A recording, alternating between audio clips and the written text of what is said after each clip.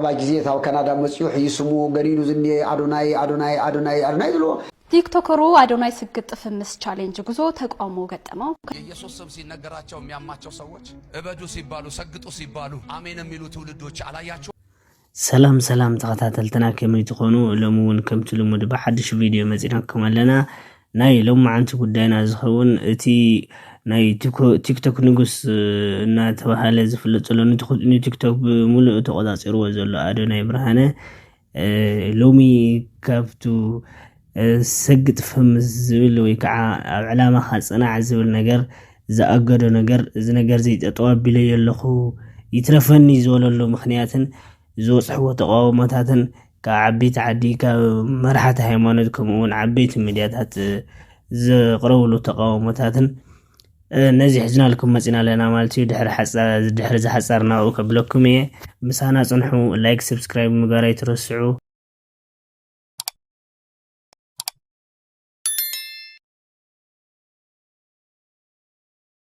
باجزيت هاو كندا مسيح يسمو غرينو زني ادوناي دلو مريم بالد سيفل غابير غار مالت مدغلم بالغلم انا زبل كبس دلهم ነገር ግን ጥንቃቄ ዘድልዮ ነገር ብዙ ሐሎ ርስ ይዘን መጽይ እዴ ቢደረቅ ነገር ይመጹን ብትቃወመካ ነገር ይመጹን ነገር ግን ጽቡቅና ረየካ ጽቡቅና ተዛረበልካ ቦልካ አደሞ ሌላ ነገር ካሊ አደሞ ንስልስ እንዳበለልካ አይዝኸ ዳሃርቲዮቶም እና ተረስዑ ዚና ወጽይት ኸ ዳሃርት ሙሉ ሰው ይትኸል ታበዝራ ረባ ታበከዳደና ታበት ብጻዕ ባህላዚዮም ጥንቃቄ ከም ባል አዶናይ ዝመስሉ ካልኦቱን ስዕቦ ዘለው ደቅና ንዓቶም ዘይመስሎም ክኾኑ ይኽእል ንሕና ሼፕ ክንገብሮም ይግበልና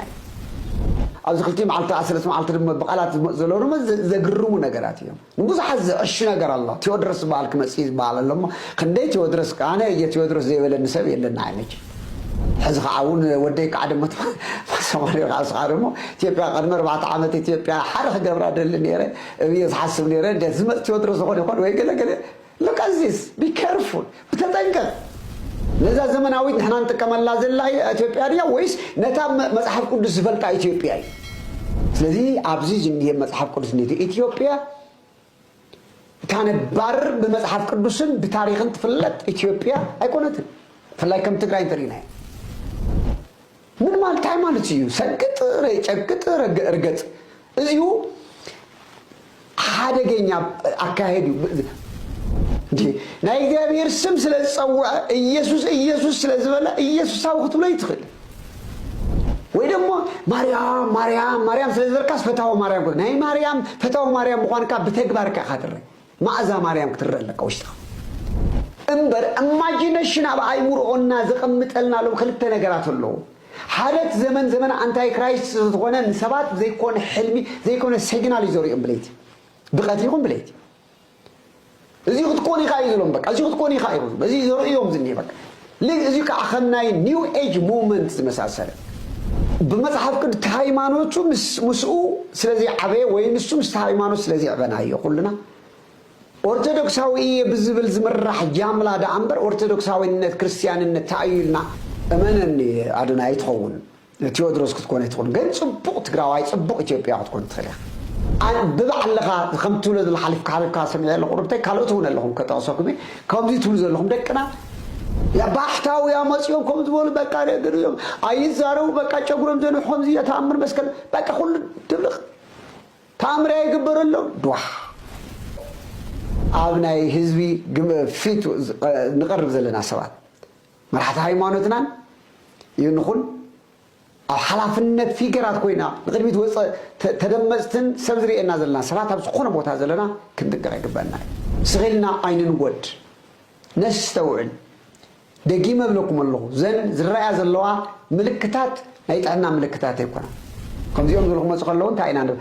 زيب زجبر نجار كيفون أزي أبونا أباسر كورهان تناقروا أيو مالتيو نادناي يفلت يدحر زي شلمات نسون كوزهاو ኢትዮጵያ ሓደ ናይ ምግባር ድሌት ነይርኒዩ ከውዘሉ ዘራዋት ዝተወሰደ ብዙሓት ከምኡውን ኣፍቱ መድረኽ ናይ ሽልማት ብዙሓት ተሪኦታት ነይሮም ብኻልኦት ይኹን ዳምርሱ ማርያም መዋሉ ካሊ ኣጀንዳውን ሒዙ መፅኡ ክኸውን ይኽእል እዩ ዝብሉ ሓሳባት እዮም ዝቀርብሉ ዘለዉ ማለት እዩ ተቃውሞታቱ እናቀጸሉ እዮም ዘለዉ ማለት እዩ ድሕሪ እዚ ሽልማት ካልኦት ከዓ ዓበይቲ ሚድያታት ዝበሉ ካብ ፌስቡክ ገጾም ጀሚሩ ካብ ዓበይቲ ናይ ቲቪ ቻነላት ዝበልዎ ብዛዕባኡ ከዓ ክነቀጽለልኩም ማለት እዩ ቲክቶከሩ አዶናይ ስግጥ ፍምስ ቻሌንጅ ጉዞ ተቃውሞ ገጠመው ከቅርብ ጊዜ ወዲህ ኑሮን ካናዳ አድርጎ ወደ ኢትዮጵያ የመጣውና በአጭር ጊዜ በብዙዎች ዘንድ ተወዳጅነትን ያተረፈው እንዲሁም ባሳለፍነው ሳምንት የዓመቱ የቲክቶከር ክሬቲቭ አዋርድ አሸናፊ ሆነው ቲክቶከሩ አዶናይ ተቃውሞች እየገጠሙት ይገኛሉ ከማስታወቂያ ባለሙያ ከሰራዊት ፍቅሬ ጋር በመሆን ስግጥ ፍምስ በሚል መሪ ቃል ጅማሬውን አዲስ አበባ አድርጎ በመላው ሀገሪቱ ጉዞ ሊዘጋጅ መሆኑ በተሰማ ማግስት ነው የተለያዩ ተጽዕኖ ፈጣሪ ግለሰቦችና አካላት እየተቃወሙት የሚገኙት ከነዚህ መካከል ታዋቂውና ደራሲው የስነ ጽሁፍ መምህር የሆኑት በድሉ ዋቅጅራ በማህበራዊ ድረገጻቸው ያሰፈሩት መልእክት ብዙዎች እየተቀባበሉትም ይገኛሉ ደራሲውና የስነ ጽሁፍ መምህሩ እንደተናገሩት ከሆነ ይህ ጉዞ የሀገራዊና ማህበራዊ ውድቀታችን ይፋዩ አዋጅ ነው ኢትዮጵያ የምትባል ሀገርና ህዝብ አስተዳድራለሁ በሚል መንግስትና ማህበራዊ ጉዳይ ላይ የሚሰሩ ተቋማት ካሉ ይህ ጉዞ መታገድ አለበት ሲሉ ተደምጧል ከዚህም በተጨማሪ በሃይማኖት ስም በአነቃቂ ንግግር ስም በይፋይ ማህበራዊ እሴቶቻችን የሚቃረኑና የዘቀጡ ለማጭበርበር የቀረቡ ይዘቶች በማቅረብ በህዝብና በተለይም ባልተማረው ማህበረሰብ ስነ ልቦና ላይ የሚጫወቱ የማህበራዊ ሚዲያ ይዘቶች አቅራቢዎች ላይ ህጋዊና ተገቢ እርምጃ ሊወሰድ ይገባልም ብለዋል ስግጥ ፍምስ ቱርክ ቆረጽ አለው ዝብሉ ነገራት የምተም ህዝብና ለሕማቅ መንገዲ ይወስደናል እዩ ዝብል ከም አጀንዳ ልዕሎም كمون مس منجستي ناي منجستي تقامات زو ملكوت أكل فتح كله الله زولو ناو حقي ناي من لقى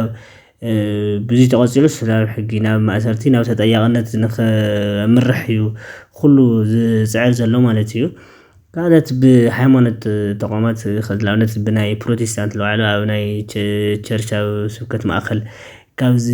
توسد حد نجيجر كغرول خم. سوسم سي نجاراتشوا مياماتشوا سوتش. إبادو سيبالو سقطوا سيبالو. آمين ميلو تولدوش على ياتشوا. لما فمس سقط بميبالبت. جد بميبالبت. إيه منفسنا وتقاومت. إيه أمنت باهل. وق سرعات ياللون حزب لما أطفات مشين يزو يود منفسنا تقاومت. زنبلنا ما ديت ندجبالن. زنبلنا ما ديت نسقطالن. أيام رارو كونو مينغرون. بكازم. እዚኦም ካፍቶም ብዙሓት እቶም ውሕዳት በብዘርፎም ዘጋጠሙ ተቃውሞታት ዘቕርበልኩም ዘለኹ ማለት እዩ ናይዚኦም ሰዓብን ከዓ ፈተናታት በዝሕዎ በቃ እዚ ነገራት ክጻወሮ ኣይኽኣልኩን ኣብ ስራሕ እንቅፋት ይኾነን ኣሎ ሰላም ይኸልአን ኣሎ ንህይወት እውን ኣስጋኢ ይኾነን ስለ ዘሎ ድሕሪ ሕዚ ስግጥ ፍምስ ዝበሃል ቃል ካብ ምጥቃም ክቁጠብ እየ ኣይትጠቐሙ ደገፍተይን ፈተውተይን ኣይትጠቐሙ እቲ ቆኑዕ ዓላማ ሒዘ ዝነበርኩ እቲ ብውሽጠይ ኣሚነሉ ዝነበርኩ ነገር ንኸይገብር ብዙሓት ፈተናታት ይበፅሑን ዘለዉ ልዕሊ ኩሉ ከዓ ሰላም እየ ዘቕድም እሞ እዚ ነገር ካብ ድሕሪ ሕዚ ኣይክህሉን እዩ እሞ ኣብ ጎነይ ኮይንኩም ተረዲኹምለይ ዝነበርኩም እውን ብጣዕሚ የመስግን ካብ ድሕሪ ሕዚ ኣይጥቀምን ዝብል መብርሂ ይብሎ ማለት እዩ ነዚ ነገር እዚ ክብል ተገዲድሎ ሎማዓንቲ አዶናይ ጋይስ ስግጥ የሚለው ቃል ብናቆም ይሻላል ምክንያቱም በጣም ብዙ ሰዎችን እያስቆጣን ያለው አይኖ እናንተ እንደምትወዱት እርግጠኛ ነኝ ግን እኔ ስራዬን መስራት አልቻልኩኝ በስነ ስርዓት ማለት ነው አንድ እኔ እውነቴን ነው የምላችሁ በቃ በሰላም በፍቅር መስራት ነው የምፈልገው ህይወቴን ኢንጆይ ማድረግ ነው የምፈልገው ስለዚህ ከሰላሜ በላይ ደግሞ ቫልዩ ማድረገው ነገር የለም እውነት ለመናገር ነው የምላችሁ እና ስግጥ የሚለው ቃል እናቆመው አንጠቀመው and አይዲያው መስራት ነው እንስራ በቃ ራሳችንን እናዳምጥ ተግተን እንስራ ካይምሮአችን በላይ ልባችንን እናዳምጥ እግዚአብሔር በልባችን ነው የሚደርሰን